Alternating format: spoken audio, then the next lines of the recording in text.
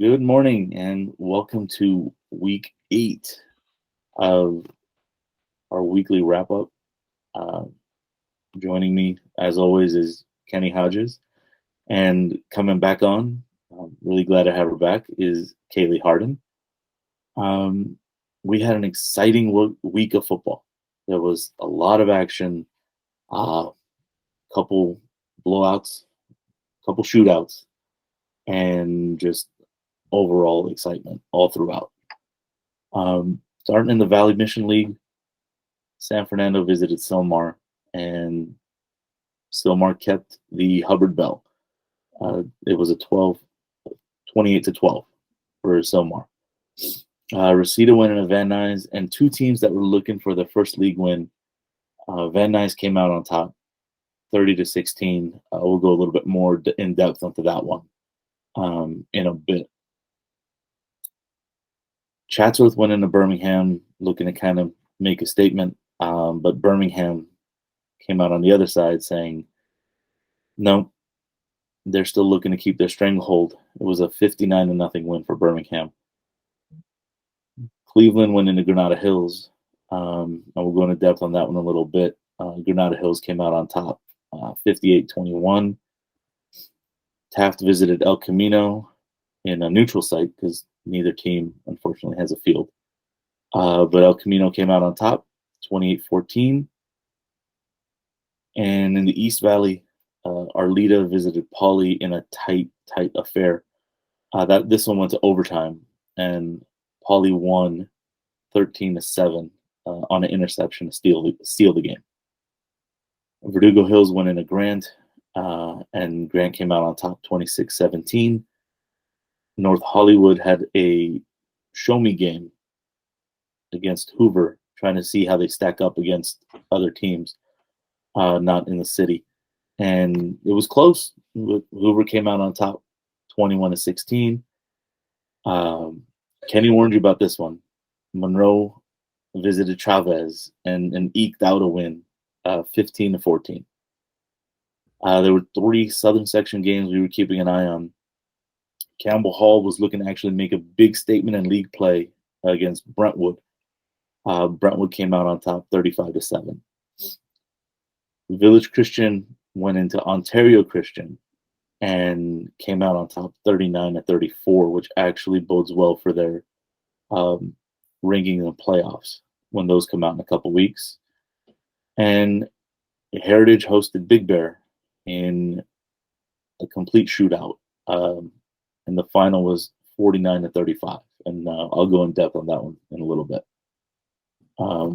Kenny, you had a few notes. Starting in the West Valley, Birmingham, they're going to keep rolling.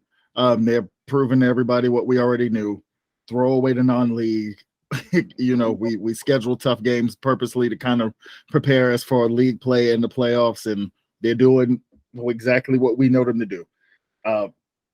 Granada backed up that strong performance at Birmingham and kind of showed you that they're sort of for real as well. And they beat a Cleveland team, put 58 on them, and a battle between two teams that have both had to deal with some difficulties and being displaced for different reasons.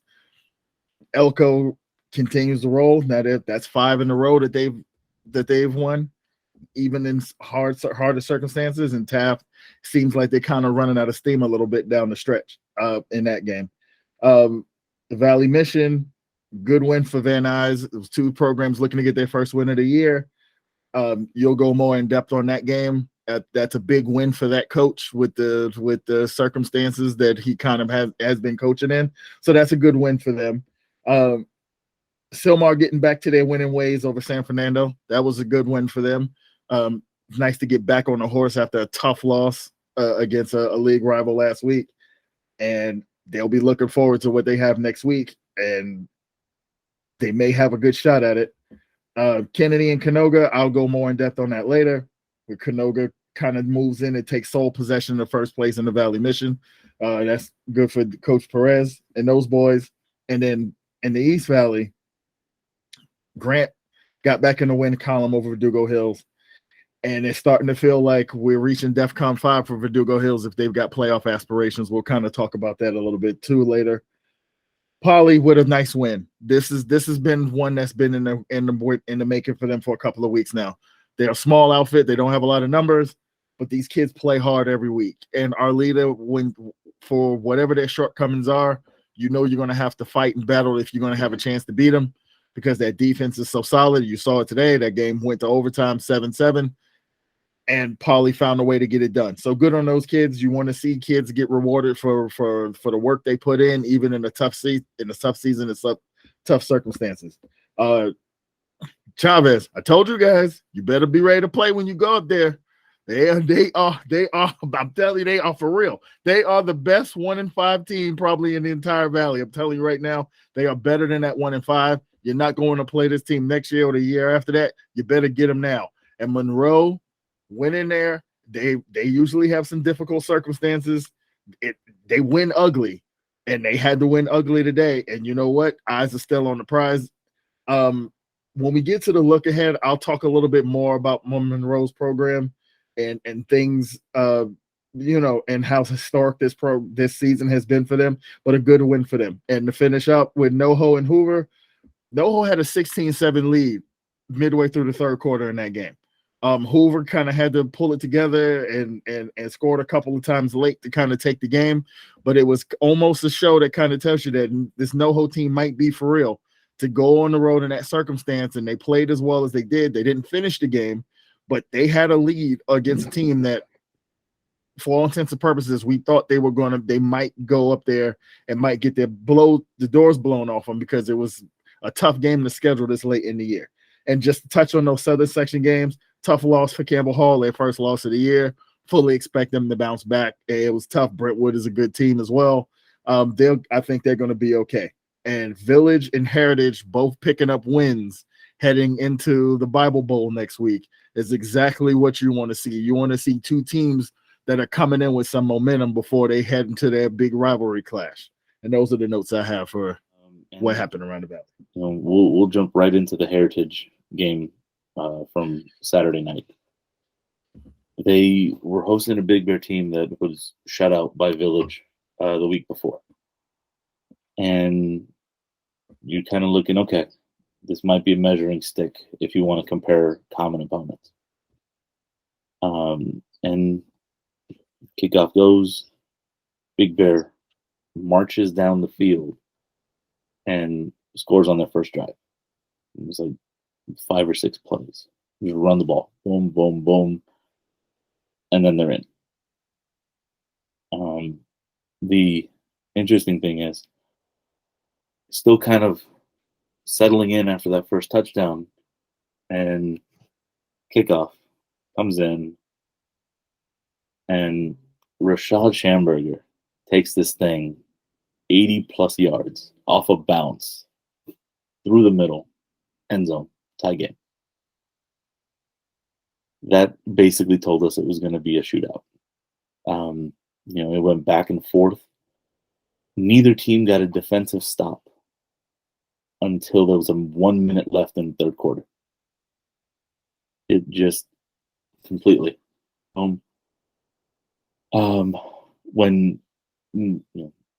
it got to it, though, Hertiage actually had chances in the third quarter to get some stops. There was a big 3rd and 13 or something like that. And Big Bear ran a quarterback draw. Everybody kind of goes out, and quarterback went 30-plus yards before they finally brought him down. Is there going to be a stop? They did get a stop on it on that drive, actually. They pushed the 4 and out because Big Bear had gotten into kind of no man's land. Too far out for a field goal, too close to punt. And there it was, first stop of the game, 1 minute left. And again, they had another chance in the fourth to stop them. And this Big Bear quarterback, again, he went 25 yards on 4th down to kind of keep their hopes alive. But it was interesting in the back and forth sense because Big Bear had the ball first. So every time they got the ball and scored, they had the lead in the first half. Um, Heritage came in. It was 21-20, 21-14, and Heritage drove down, scored. They were going to go for two, and I was on the goal line, and it looked like uh, DJ Cole, their running back, actually broke the plane and was in. From where I was standing, he was in. Um, the referees on the goal line conferred from both sides and said no. His forward momentum was stopped. He didn't make it. Coaches weren't happy.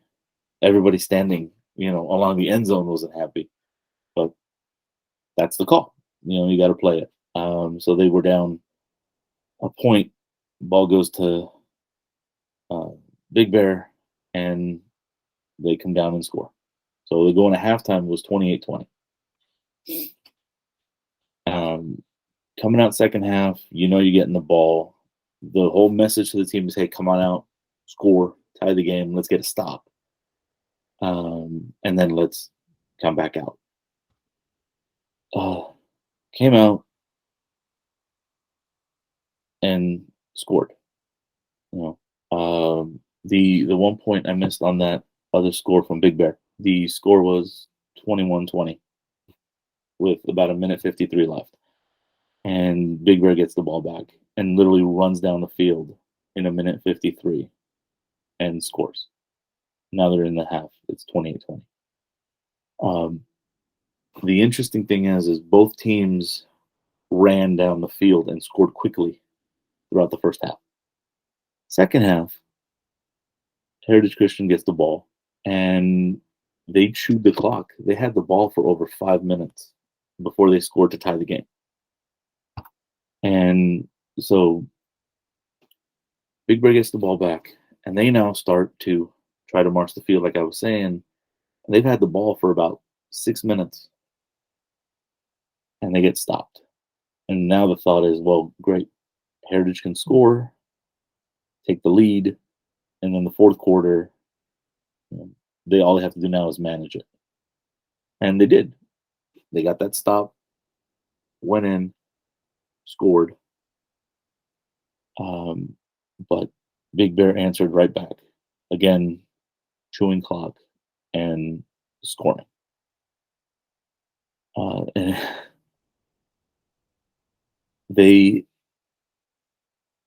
tied the game at 35-all. Both teams. Kickoff goes to Heritage. And DJ Cole gets it. Big run into Big Bear territory. And I think it was the second or third play. He breaks one for 12 yards and loses the football. Big Bear pounces. And now you're thinking, oh no. We're running out of time. There's like 3 minutes left, or under 3 minutes left, and Big Bear's got the ball. The way they've been moving it, they could just go down the field, score, and game over. But again, really quickly, run the ball up the middle, and as the Heritage defense kind of gang tackled, they just took the ball away. Boom, turnover. Oh, we'll take it back. And they turned that into a touchdown with 41 seconds left in the game. And that was, again, DJ Cole. He took that in. Boom, now it's 42-35. Kick the ball back to Big Bear, and Big Bear thinks, okay, we got to pass on them. And they had a couple good passing plays coming out. But first pass, intercepted. Cameron Rigenstruff picked off the ball at the 30 and just found his way home. And now you got a two-score game, 49-35. You're thinking, okay, it's over. Kick back to Big Bear, and they tried onside to get the ball back and just take a knee. Big Bear gets it, and they actually get the ball inside the 30 of Heritage with like 11 seconds left. And then the defense gets to the quarterback. Big sack, game over, and Heritage is coming out, kind of breathing a sigh of relief. And the defense finally did what it was supposed to do in the second half. Their offense was unstoppable. Outside of the fumble, they weren't. They had no stops. Every time they had the ball, they scored. So that bodes well for them looking ahead. The defense. We'll talk more when we do the preview. But they got to figure some things out on that end. But it was still a big win for them, taking momentum. One thing into I'll next add week. to that is that's kind of been the Heritage Christian story this year. Is what you're going to get on the offensive side of what they've got absolute dynamic weapons on offense, but at times they can be a little undisciplined and give up chunks on defense, which kind of hurts them, puts them behind the 8 ball when they're playing against those tougher teams. A team like Big Bear, who's kind of, they've got a sort of an identity. They know what they got to do to kind of beat you. They're going to grind. They're going to try to burn as much of the game as they can to try to keep that dynamic offense off the field. So it's up to Heritage's defense to kind of carry their weight per se in those games. That's the Achilles heel. They've got to tighten some things up defensively, but what you're going to get with them on offense. They are absolute fireworks when we've seen them play this year, and this game sounds like it was no different. Definitely fits that bill. Fireworks all night.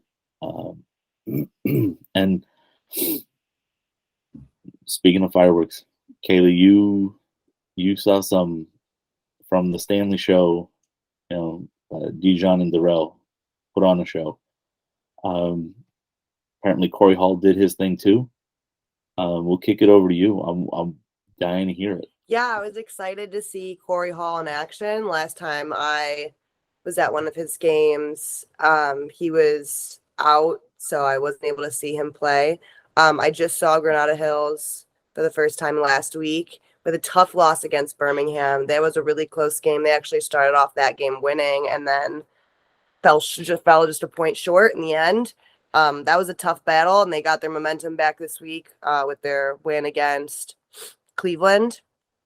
But they came out strong from the jump. They had obviously Dijon Stanley, you're not going to stop him from scoring, but they had a lot of people contributing to their success this last weekend. One thing I did notice is that the pool of kids that they're picking from, they've got a really deep sideline. They're able to give a lot of kids rest, so a lot of kids are really able to play their best football when they do take the field. That's important. But in the first quarter, neither team scored. Neither of them were able to cross that goal line. But in the second quarter, Granada really turned it on. They had DJ. Oh, what's his last name? His name's DJ Williams.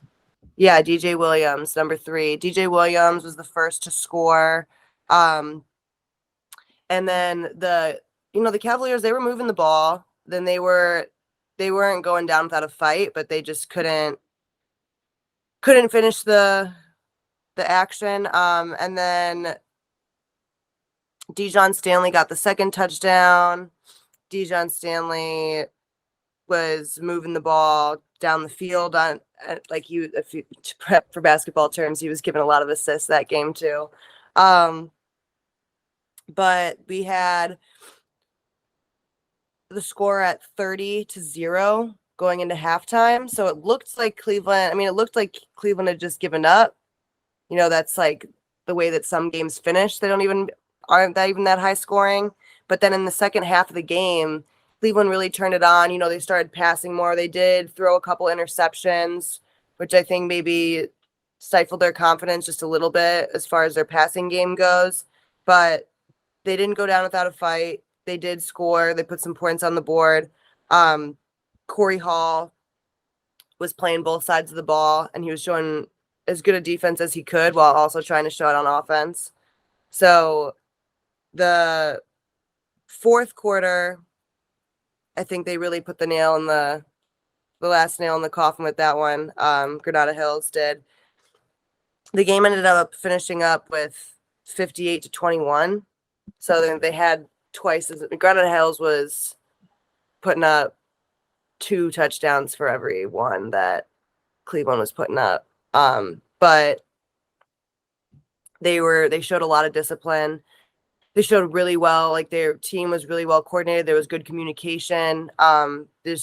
Everything looked like really, really great on there, and they played a really good game. I don't think Cleveland, even on their best day, I don't know if they would have beaten Granada. That team is just too tough for them. They're playing in a different league. So yeah. So, and what I'll add to that is now we're in week 8, right? We're starting to separate the cream from the rest, right? So the thing that you know about Granada, and we saw them a lot, we've seen them quite a bit this year, is we know about the Stanley show. We know that actually, and like you touched on, DJ Williams got the first touchdown. So we talk a lot about Dijon and Darrell Stanley, but DJ Williams is also as dynamic a player in their backfield as the other two are. And a lot of times you know, the game plan is so focused on stopping number 1 and number 2. And I think DJ Williams wears number 3, I believe. Yeah. It's like you're worrying about 1 and 2, and then here comes number 3. Bang, here he's in the end zone too. So they have dynamic talent, but like you touched on, they are a very well organized, well coached team. Oh, and when you talk about a Bucky Brooks team, that's what you know you're going to get. You're going to get discipline because he's big on discipline. He's big on his kids playing the right way, and they don't make a lot of mistakes to beat themselves. And even when you know what's coming, it's still hard to stop it because these kids are that unit that from the O-line. And even on defense, their D-line, they all play as one, and they know exactly what the task is at hand. And that's why, in a lot of respects, Birmingham was kind of lucky to get that game from them last week because it was there. Like they went up 2 touchdowns like they were up 2 scores. They had a couple of plays they could have broke that might have changed the way that game would have finished down the stretch. So this team is the real deal. I don't know if I would put them like open, but they look like the team that's probably the number 1 seed in like D1 when the playoff starts, because they are really good. And that score, like you were saying, might not necessarily be indicative of how if Cleveland really played that badly.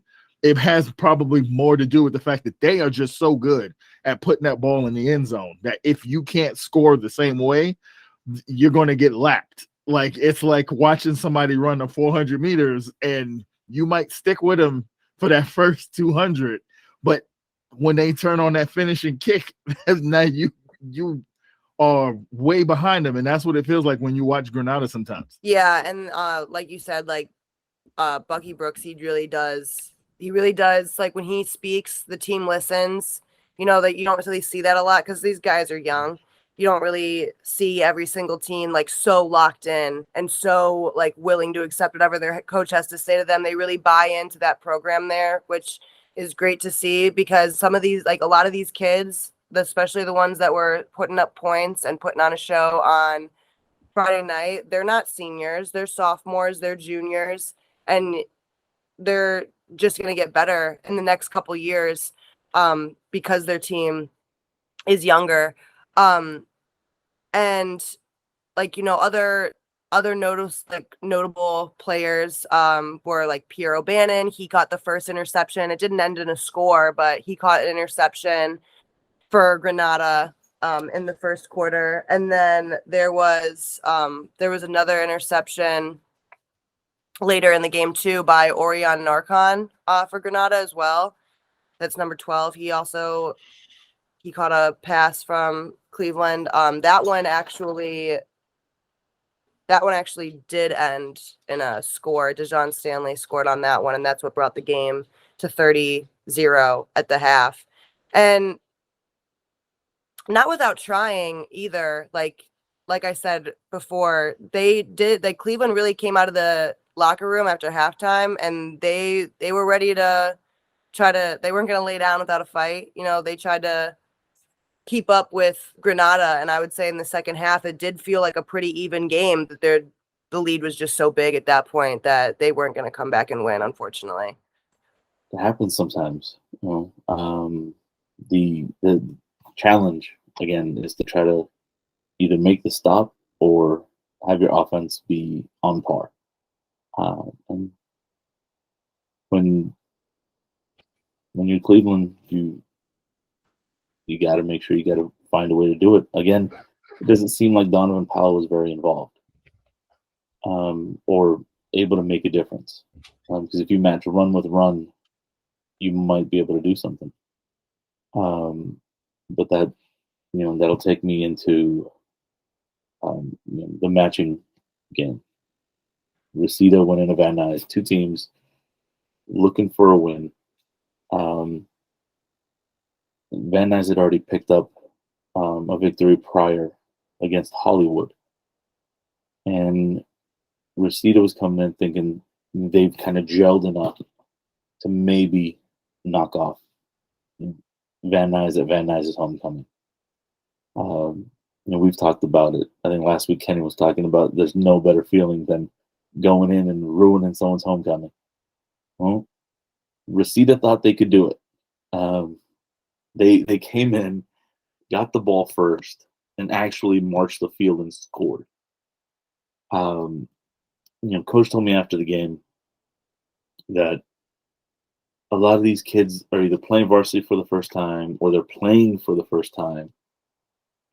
So they actually act like it. You can't teach act like you've been there before. There really is an example. They don't have one. And so he was like, you see my kids. They score and they're celebrating like they won the Super Bowl. And it, the heart goes out to these kids. They bust their butts, and a lot of times they're getting lapped. They came out, scored, and they did it quickly. Actually, they did it in about 2 minutes, a little over 2 minutes, and it was 4 plays: handoff, handoff, handoff, boom. And then kicked the ball back to Van Nuys, and Van Nuys, did what they were working. They ran their offense the way they've been working on it. Came down the field, scored. They actually kicked the field goal, so they were still down 8-7 because Reseda went for 2. And then they kind of settled in. Both teams kind of went back and forth in terms of their defenses kind of locking in.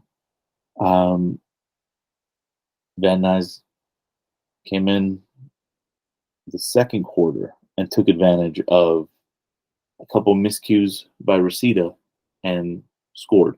The big one was a turnover, and Van Nuys was able to turn that into a field goal. And they went into the half up 17-8.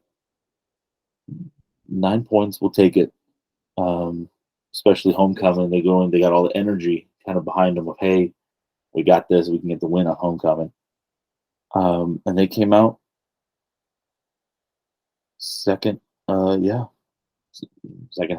and did it again.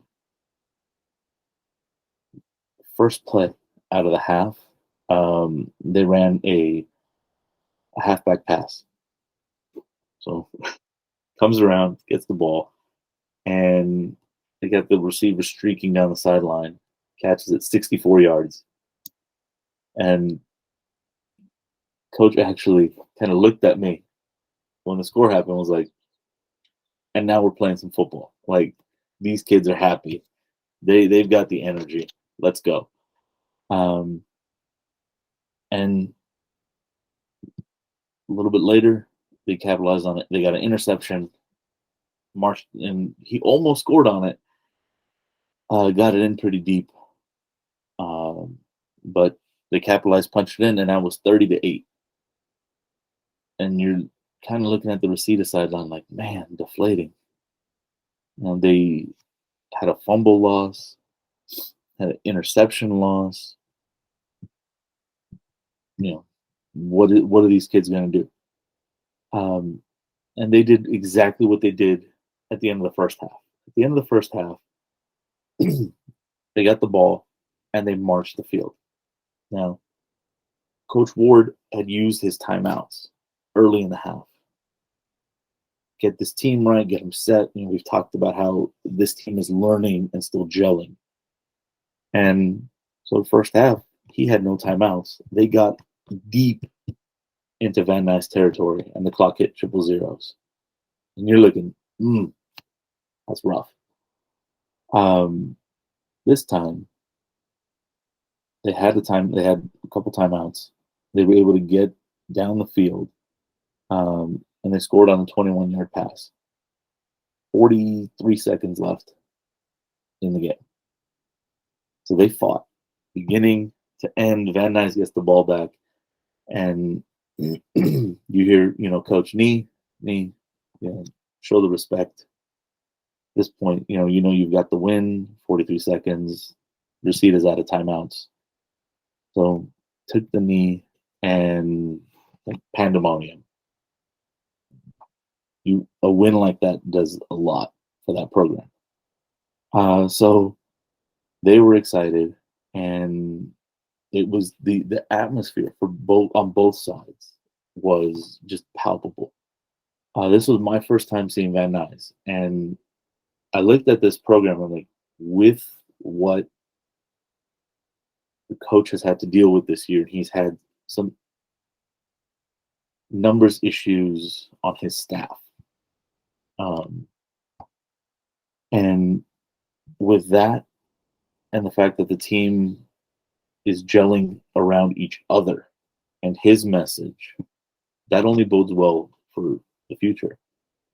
And then with Coach Ward in Reseda, I saw him in week 0, and I saw them now. This team has gotten so much more confident in their ability to play. They go out there believing that they can compete with some of these teams, as opposed to hoping they can. And the body language, you can see it in these kids. But we've talked about the issue. He only had 19 players dressed, which means darn near everybody is playing offense, defense, special teams. And the way they hung in there in this one, even marching the field and scoring at the end, that's commendable. Coach, his staff, the work they've put in, the work these kids have put in to get to this point. Kudos to them, power to them. Like that's awesome. They've still got a couple weeks left. They play Poly next week, but for that game, that's awesome. For sure. You want to see, at this point in the season, when you got two teams that have had to deal with a lot of losses, they just haven't had the numbers. They're trying to coach kids up, who may or may not be ready for that for the varsity spotlight, but they're trying and they're doing everything they can to try to come out on the winning side of these games. You knew somebody in this game was going to finally get that feeling of all the work we've been doing this year. I'm finally going to get to celebrate and have a victory at the end. I'm going to go home happy. And it sucks for this side that comes up on the losing end, but that's just the way the game has to be. Someone's got to win, someone's got to lose. But kudos to both of these teams, because with the difficult circumstances they may have been facing this year, when you see them play, it's clearly that both sides still care. These kids want to do this. They want to play and they want to win. Like, the losses are not from a lack of effort. It's just the program's not being where they want to be right now. So, it's a kudos to Reseda. It was a kudos to Reseda for hanging tough. Kudos to Van Nuys for finally getting that win. And, it could spell better things, a brighter future for both of these programs, to have these kids kind of taking these lumps now and then kind of figuring it out on the job, if you will. And taking lumps early, figuring it out.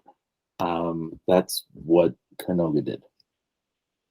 They had a rough start to their season. I saw them in week 2, I believe.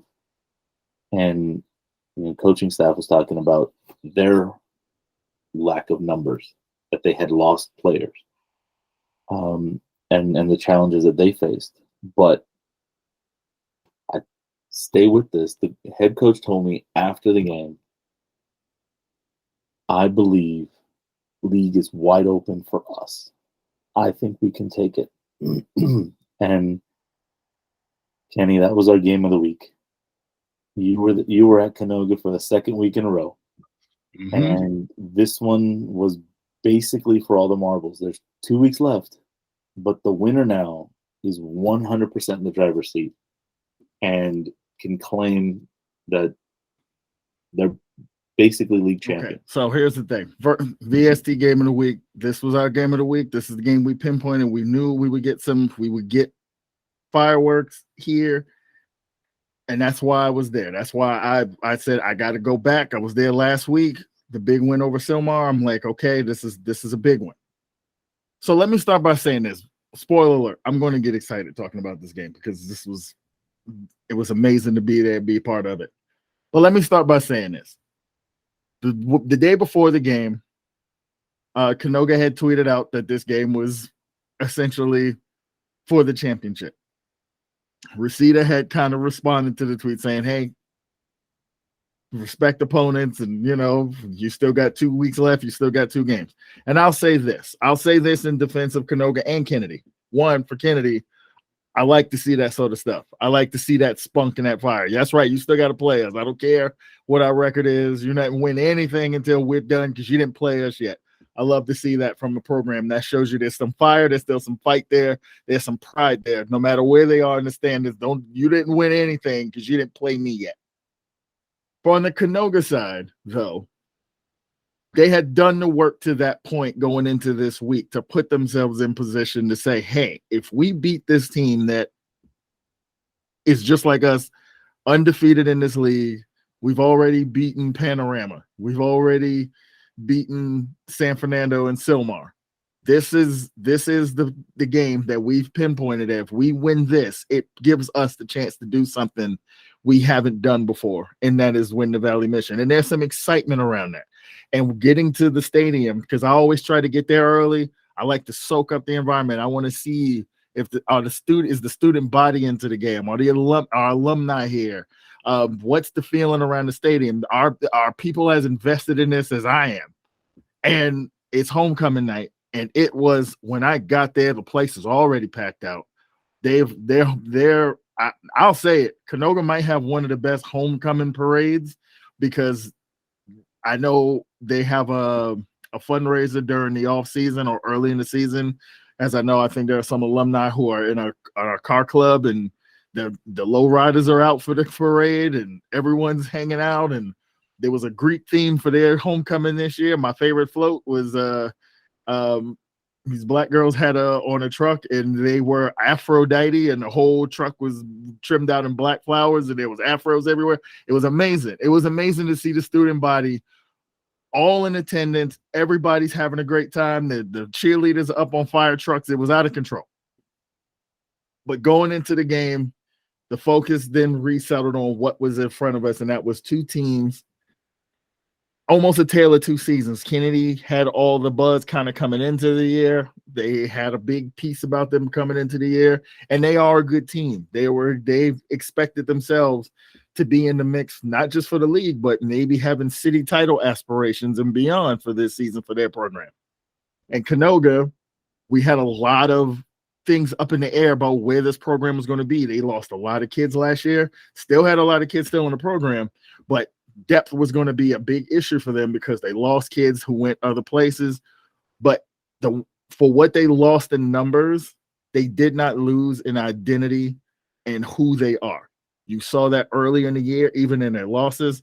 And then this winning streak they've put together in league, they've really figured out exactly who they are.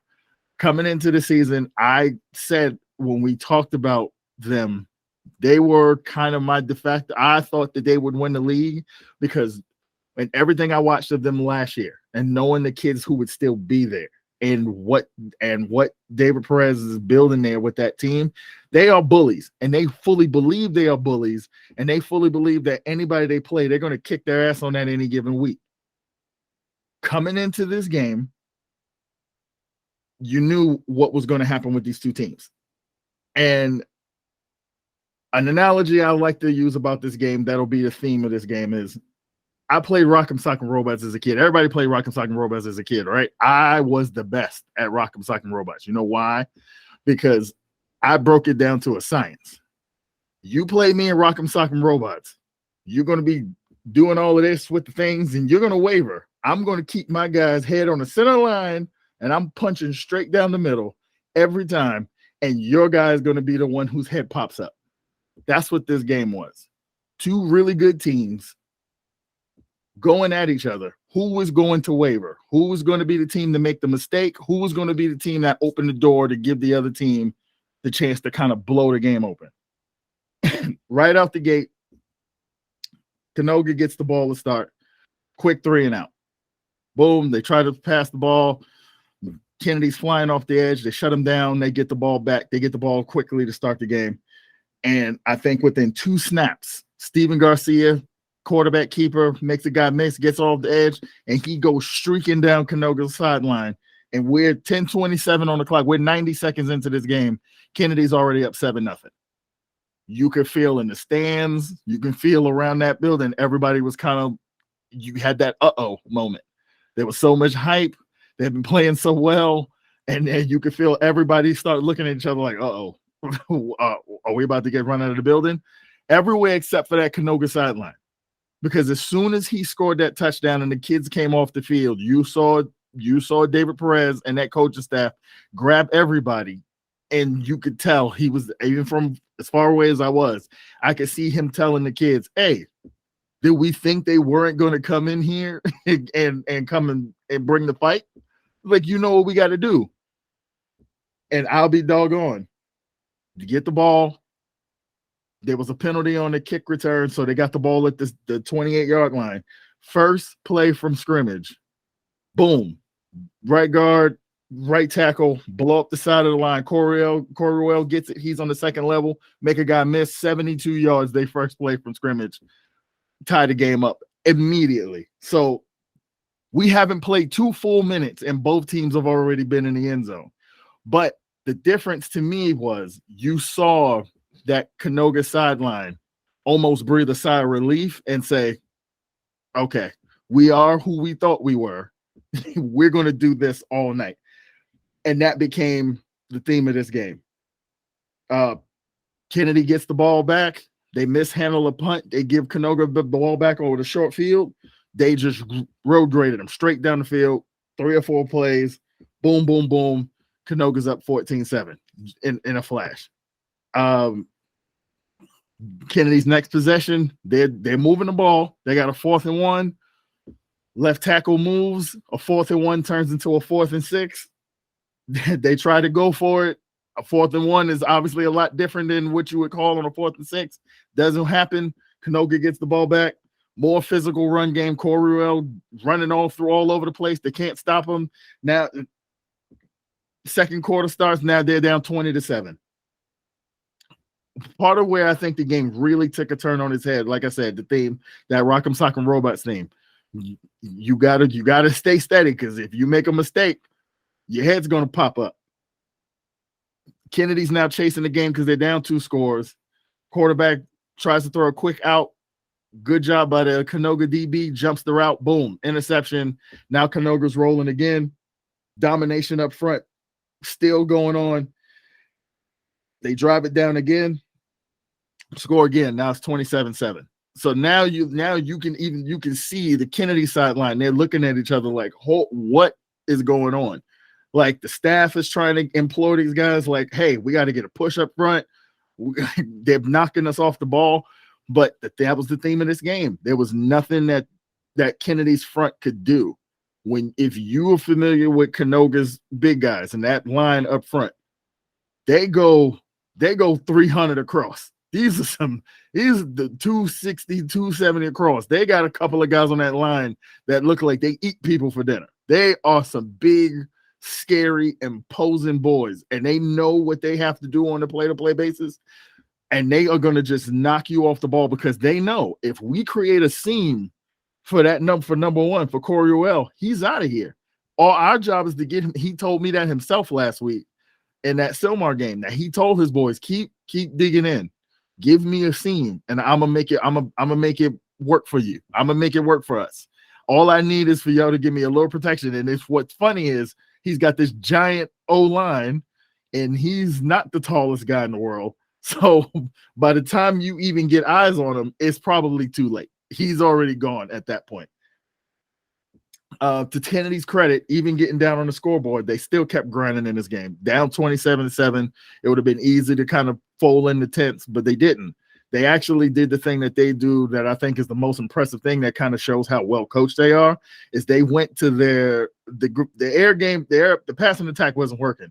So they went up-tempo, but they went up-tempo run game, where they'll hand the ball to Abrahamian or Argot, and even if they get, whether it's 10 yards or 3 yards, everybody's back on the line of scrimmage and ready to snap that ball again within 10 seconds, which is designed to try to wear down the other team's defensive front, because then you get those big guys sucking wind trying to get back set.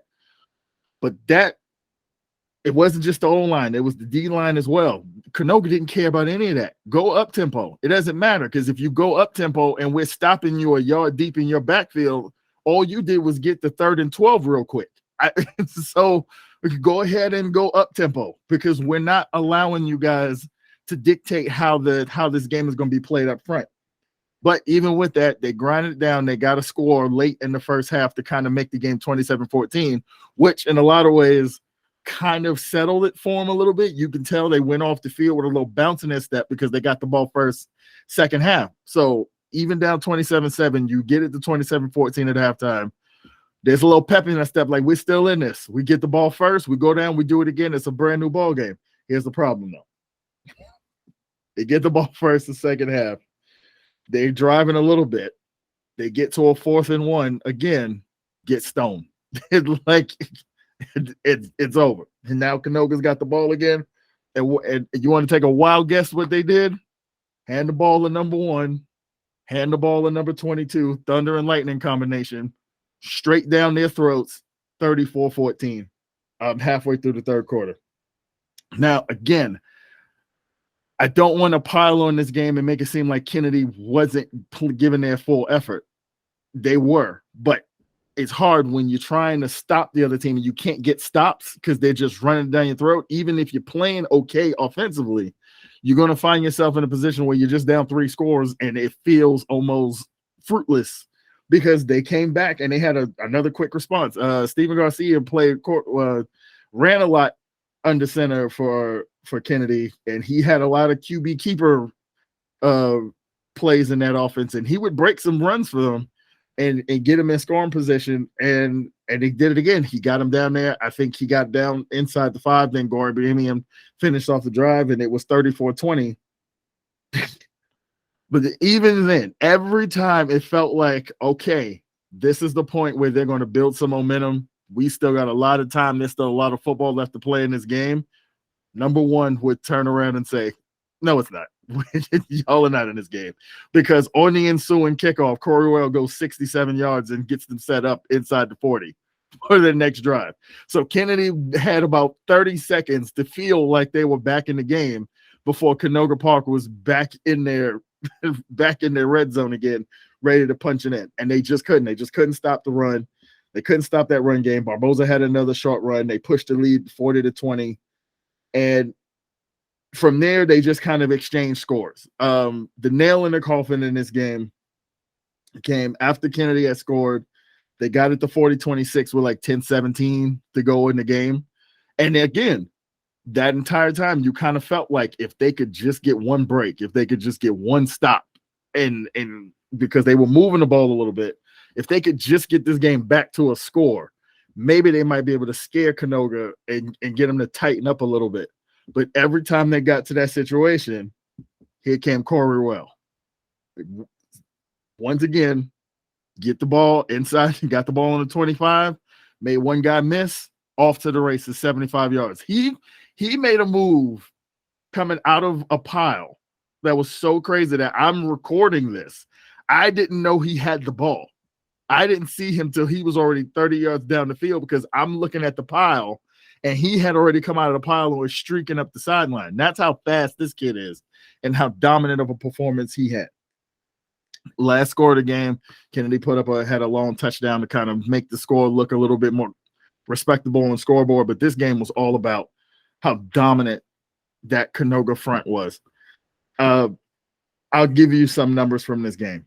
Between Corey Ruel, Oscar Barbosa, who's their kind of their power back in that offense, and the quarterback Chris Vasquez, combined 43 carries between the three of them, 478 yards on the ground, 7 touchdowns. Corey Ruel had 3, Barbosa had 2, and the quarterback Vasquez had 2 of his own. It was absolute dominance across the board by their offensive line and even their defensive line, because when they needed to get stops, they would get stops to get that ball back to that offense and kind of grind that game away. What I wanted to touch on, too, is Coach David Perez, because one of the things that you notice if you spend any time talking to people around that Canoga Park program and talking about the history of that program and what that school means to the people, the students, the alumni, the grand marshal of their parade was a man who graduated from that school 67 years ago. The man's 85 years old, and he said, I have not missed a Canoga Park home game since I've graduated. He's been a man. He's lived in the community his entire life. I think he runs like a couple of auto dealerships, and he was like, that's what this school means to me. And you feel that because you go back to the late legendary coach Rudy Lugo, another guy who was there for years and built an identity with that program and how tough and gritty. They're one of the smaller schools by population in that league and in the Valley in general. They're not a very big school. So if you are in that program, you already have a mindset of you kind of built in an underdog mindset of, okay, we might not be the biggest, we might have the most numbers, but we're always going to be long on heart. And you felt that in that stadium, in that game, and you felt that from the coach in the post game, because I asked him, I said, quite frankly, with this win tonight, obviously there's still work to do. You still got to go beat Van Nuys. You still got to go beat Reseda. I was like, and I asked him, I said, but what does a win like this mean to you for your personal legacy at this school? And he got very emotional because he said, I coached under Rudy Lugo. I coached under the coaches that came after him. And we've all tried to carry that torch of keeping Canoga not just as a winning program, but making sure we continue an identity that he set for us for years, of making sure that every young man that comes through this program leaves here better than he was when he got here. And you could tell how much it meant to him because he got emotional. He was fighting back tears, just trying to get that out. You could tell what it meant to the kids who played because, like I said, it was a big buy-in. They lost a lot of kids. These kids came into this season knowing it was going to be an uphill fight if they were going to achieve the things they wanted to achieve this year because they just weren't going to have the numbers. But the numbers that were there, all these kids are dogs, and these kids left it all out there. And you know what? Congratulations to Canoga Park, that community, that school, those students, the faculty members who were celebrating on the field, because it is going to be a big deal for them. If they finish this deal, which I think they will, they should beat Reseda and Van Nuys the last 2 weeks. They're going to get to hang a Valley Mission banner in that school. And it's something they haven't done before. So congratulations to them. I'm a genius again. I said before the season, I picked them as the team that I thought had the best shot to knock Kennedy off to take the Valley Mission. And it held true to form. We need to get you a crystal ball. Listen, man. I just go by. I got 2 things I go by. I go by my research, but then I go by my gut and a feel. Been around football my entire life. You know a team of dogs when you see them, and everything about this team says they are going to give you They're going to give you everything they got every time you play.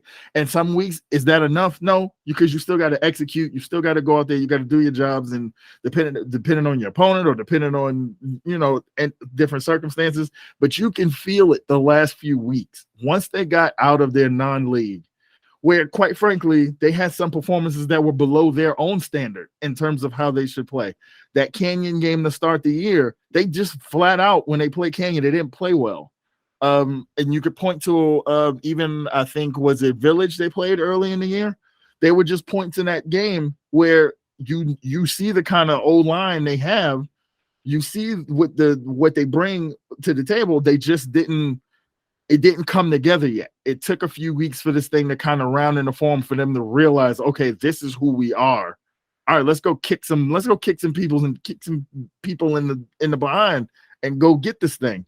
And they've done that when they got into the Valley Mission. And even talking to Cassidy after the game, I went and talked to Coach. I knew I wouldn't get much because what more are you going to get from a coach in that sort of situation? And all he said to his point, because he's always, when you talk to Troy Cassidy, he's always classy. And he said, listen, we came here for a fight. Hey, they landed haymakers after haymaker after haymaker. And, hey, I'm proud of my boys. They hung tough. But, hey, listen, sometimes you're the hammer, sometimes you're the nail. Today we were the nail is essentially what he told me. So, yeah, like I said, again, congrats to Canoga. Hopefully the boys keep their heads down, stay focused, no slip-ups the last couple of weeks. And they're going to hang their Verse Valley Mission banner. That's going to be huge. We've talked a couple of times about, the old prestige of the program. And you're kind of seeing it start to come back. And that's great for them. That's great for the league, actually, when you talk about the level of competition and how it raises everybody up. Before we wrap up, we'll go into our player of the week. This one to me was a no-brainer. For the second week in a row, Corey Orwell went off. Not as many touchdowns, but he still it was him. Give him the ball, you got a first down. 30 carries for 387 yards and 3 touchdowns. We were talking about it off air. Kenny said it felt like he moved the chains every time he touched the ball. He was averaging almost 13 yards a carry. But yeah, give him the ball, move the chains. And from there we go to honorable mention. I've got one that really stood out to me was Steven Garcia, Kennedy. He ran the ball 8 times for 150 yards.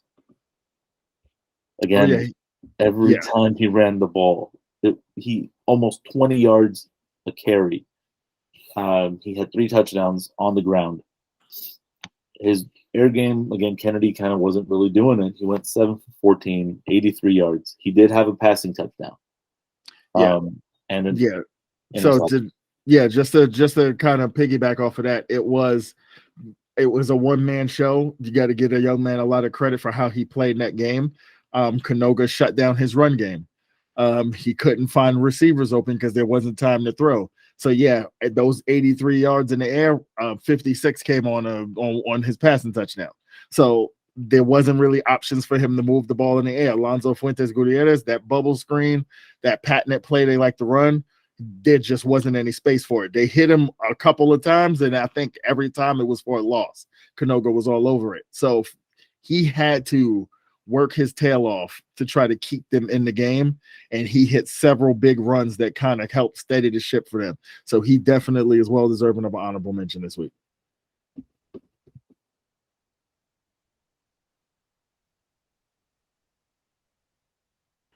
And then the Stanley cousins for Granada Hills. In the first part of the game, we have Daryl Stanley with a 37-yard run. That was really impressive. Dejan Stanley had 2 first downs and then ended that with a 32-yard touchdown. Daryl Stanley backed that score up with a 2-point conversion right after. And then Dejan brought the ball to the 2nd-yard line right after that. They turned the ball over to Cleveland for a brief intermission from the Stanley show. And then when they got the ball back, DeJon Stanley brings the ball all the way to the 2nd-yard line, and then Daryl Stanley carried the ball over the line. So another tag team effort for a score for Granada. And then DeJon Stanley wrapped up the first half of that game. He's the one who brought the score to 30-0 against Cleveland. And he had another touchdown before halftime, and then the second half of the game, they didn't really let it up at all. They had more scoring and more yardage by the Stanley cousins. So, that game ended up with a Granada win for sure, and by valiant efforts by the Stanley cousins. So, yeah, and then my last honorable mention that I'll throw in, I'm just going to nominate that whole O-line for Canoga Park. Those Hogs got busy this week. 478 yards combined from Canoga's 3 runners on the ground in that game. You don't do that just by yourself. You do that because your O-line is kicking ass and taking names and opening holes right and left for you guys. And those guys knew it after the game because they were fully aware of how much butt they kicked, and they were letting anybody who within the sound of their voices know that they knew they had dominated that game. So the Canoga O-line, salute you guys as well. You guys get an honorable mention because you guys played great up front. And it really wraps up a great week of football. There were some really great performances, some really inspiring performances, and it warms me. It makes me happy. I get excited. I get excited for these kids. I get excited for the coaches that work with them. And I mean, that's why we do what we do, right? We do it to put a shine on these kids. We do it to tell their stories, because if we're not telling it, I don't think anyone else is. And it really kind of just cements it for me when we see things like what you saw at Canoga, when I watch Reseda and Van Nuys just go at it for 4 quarters, and Reseda scores with time running out, and these kids are through the roof, elated. And Van Nuys, 45 seconds later, after they take a knee, is just popping off. These kids deserve moments like this, and they deserve us to put a spotlight on it. And that's why we do it. And on that, we always, that's why we say thank you. And that's why we want you guys to, support and be around and subscribe and just watch. Because the more you do, the more we can do. And maybe one day someone will prove one of Kenny's faultless predictions wrong. Listen, man, I listen. I keep my ear to the streets. I'm watching, I'm seeing everything as it unfolds, and I just try to make the best guesstimations I can. Boy, give me some time where I really get to dig into these programs in the next couple of years and really get to understand what's coming up. You're going to really see me start breaking out the crystal ball. But I'm happy that this year, the things that I feel like I've just seen from my gut, from an emotional place, even beyond my head, have kind of played out. And because it's all in love, it's all just in lieu of wanting to put the shine on these kids and make sure that people understand that it's not just about the kids in the southern section. Our kids out here in the city, they are working their butts off every week. These kids, and you see it. You see the improvement. Even with a team like Kennedy, I saw kids making plays for Kennedy that weren't hardly getting on the field or getting time earlier in the year, making plays towards the end of the year. So you're seeing how kids are working and progressing, and there's quality football to pay attention to on Friday nights here. Not just teams. Obviously, Canoga and Kennedy were both unbeaten in the Valley Mission when they started, but hey, the emotion that was running through the sidelines of Reseda and Van Nuys, who hadn't had a win yet, was as palpable as what was going on in the two teams that were fighting at the top of the Valley Mission. So that's why we want to tell these stories.